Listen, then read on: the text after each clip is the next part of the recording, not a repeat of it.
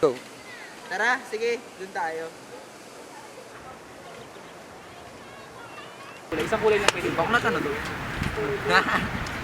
Oo to. Bok, gusto mo na ice cream? Init kasi ngayon eh.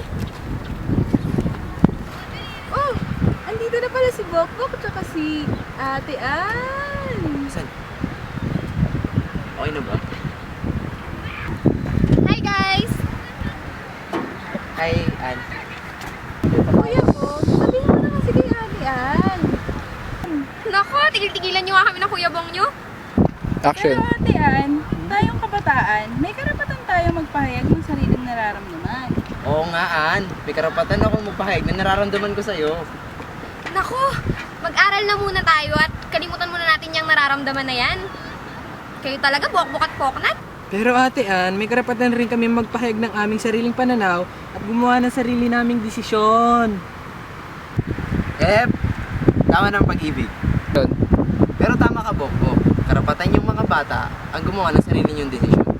Lalo na sa kolehiyo, pagpili ng kurso, kung ano gusto niyo maging. Pero sa ngayon, malayo pa naman yan. Kaya pagbutihin niyo na lang ang elementary at secondary. Tama yan. At magagamit nyo rin tong mga karapatang tinuro namin sa inyo. Magsisilbi itong sandata laban sa mga nangapi sa inyo. Wow! Ang lalim nun, Anna! Ang yabang mo, Bong! Ang dami mo talagang alam, Ann eh. Kaya nga idol kita eh. Kaya nga dati, crush na din. La la la la la, wala akong naririnig. Kaya nga crush La la la la la. Tama na po, Kuya Bok, Ate Ann. May karapatan din po kami magkaroon ng tahimik at payapang pawelan. Tama yan, Poknat! Appeal tayo! Ang hirap naman, Bokbok! Nga!